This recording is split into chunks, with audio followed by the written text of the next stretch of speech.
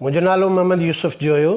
मां लाइब्रेरियन आहियां directorate of curriculum research and assessment इदारे में।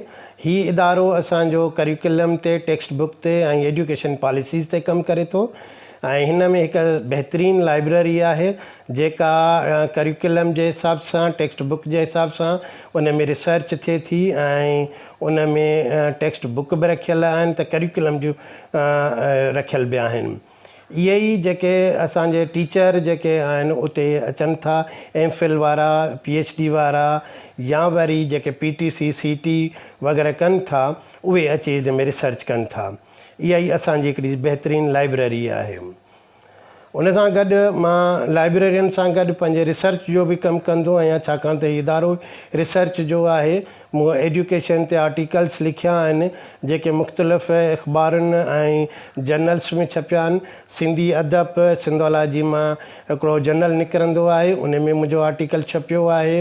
उन खां अलावा जेके से मुख़्तलिफ़ ॿियनि किताबनि में मेहराण में मुंहिंजा 7-8 जेके जर्नल्स छपिया आहिनि। उन में हिकिड़ा मज़मून छपिया आहिनि जेके प्योरली हिकिड़ी लाइब्रेरी साइंस ते आहिनि, किताबनि ते आहिनि, किताबनि जे हवाले सां रिसर्च ते आहिनि ऐं उन में जेको लाइब्रेरियुनि ते आहिनि।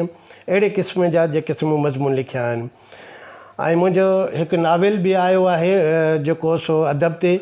ही नावेल आहे आमिरी जे नाले सां। मूं जेको लिखियो आहे 2001 में आयो आहे। ही हिस्टोरिकल नावेल आहे जंहिंमें आमिरीअ जी तहज़ीब ऐं सिंध जी तहज़ीब जे हवाले सां मूं हिकु कहाणी लिखी आहे। त कहाणी पर हिन जा बाग़ मकान या जेके हंध आहिनि बयानु कयल वियल आहिनि उहे बिल्कुलु ओरिजिनल आहिनि। हिन में कहाणी आमिरी जी आहे, मुंहिंजे दड़े जी आहे, ॿोली बि ॾाढी सुठी हिन में इस्तेमालु कयल आहे। असां पंहिंजे जेके लाइब्रेरियन जो कमु ई इहो आहे त पढ़ायूं, ॿियनि खे सहूलियत ॾियूं, किताबनि ॾियां मरग़ूब कयूं ऐं पाण बि लिखूं, पाण बि रिसर्च कयूं।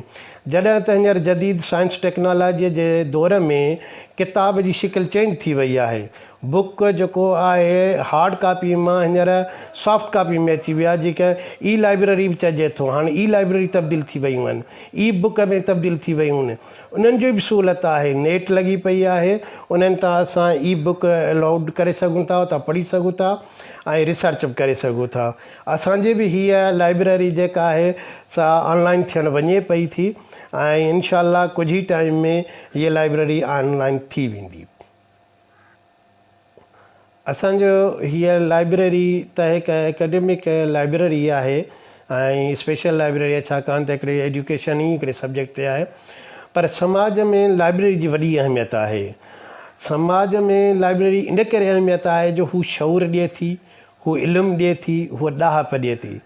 जेकॾहिं असांजा नौजवान लाइब्रेरियुनि में ईंदा त मां सम्झां थो जेका दुनिया में हिकु दहशतगर्दी जी वबा फैलिजी चुकी आहे, जेका इंता पसंदी जी वबा फैलिजी चुकी आहे, उहा बि ख़तमु थींदी। छाकाणि त इल्मु असांखे मुतदिल करे थो, बराबरी ऐं रवादारी जो ॾसु ॾिए थो।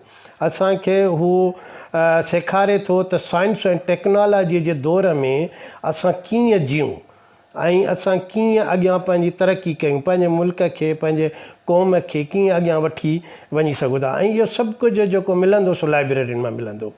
लाइब्रेरियूं ईअं सम्झो त हिकु जीअं राति जो चंड चांडोकी कंदो आहे, जंहिं ॻोठ में, जंहिं शहर में, जंहिं पाड़े में लाइब्रेरी आहे त ईअं सम्झो उहो समाज उन इलाइक़े जो, उन ॻोठ जो, उन शहर जो उहो चांडोकीअ में वरितलु आहे, रोशनीअ में वरितलु आहे।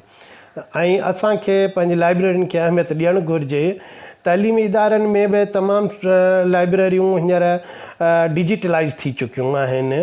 साइंस टेक्नोलॉजीअ जे मां फ़ाइदो वठी करे उन्हनि ई लाइब्रेरी जो शेप वठी चुकियूं आहिनि। मेहरान यूनिवर्सिटी आहे, सिंध यूनिवर्सिटी जी लाइब्रेरियूं आहिनि।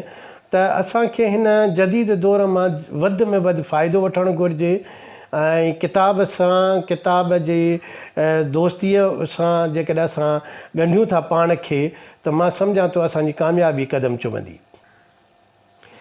नौजवाननि लाइ आख़िर में जेकॾहिं मां इहो हिकिड़ो मैसेज ॾियां छो त मूंखे ॾाढी ख़ुशी थींदी। नौजवान जेको आहे सो मुल्क ऐं क़ौम जी हिकु रेड जी हॾी रखे थो हैसियत। त उन जे लाइ इहो आहे त हू किताब सां दोस्ती रखनि, जदीद साइंस टेक्नोलॉजी सां दोस्ती रखनि ऐं जदीद साइंस टेक्नोलॉजीअ खे पॉज़िटिव यूज़ कनि ऐं पंहिंजे ज़हन खे बि पॉज़िटिव इस्तेमालु कनि, इंसान दोस्तीअ ॾांहुं माइल कनि, पंहिंजी क़ौम ॾांहुं माइल कनि, पंहिंजे वतन ॾांहुं माइल कनि ऐं उन जे लाइ हिकु जदोजहद कनि, हिकु महिनत कनि जेका असां पोइ कामयाबी उन्हनि खे यकीनन मिली।